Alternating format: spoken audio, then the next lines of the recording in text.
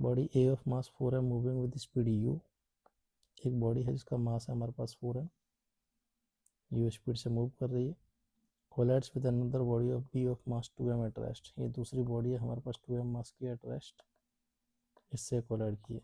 The collision head on and elastic in nature, collision की value head on भी है और इलास्टिक है।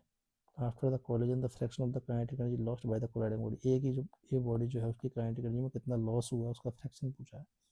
तो कोलिजन के बाद एक ही वेलोसिटी मान लो हो गई v1, ठीक है। तो ऐसे में हमको सीधा सीधा कोलिजन के फॉर्मूले पता है, v1 कितना आता है m1 माइनस ई m2 u1 plus m2 u2 e plus 1 अपन m1 प्लस m2, जहाँ सारे के सारे सिम्बल्स के स्टैंडर्ड मीनिंग है। m1 कितना है 4m, e की वैल्यू 1, m2 कितना है 2m, u1 है u, m2 u2 है 0, अपन में m1 प्लस m2 हो गया 6m, तो v1 की वैल्यू आ गई u/3। तो कोलिजन के बाद पहले वाली पार्टिकल की जो वेलोसिटी है वो u/3 हो गई। तो ऐसे में अगर इसकी काइनेटिक एनर्जी को मैं k नाम दे दूँ तो स्पीड हो गई 1/3, तो अब काइनेटिक एनर्जी हो जाएगी k/9, स्पीड 1/3 रह गई तो काइनेटिक एनर्जी हो जाएगी 1/9 टाइम्स।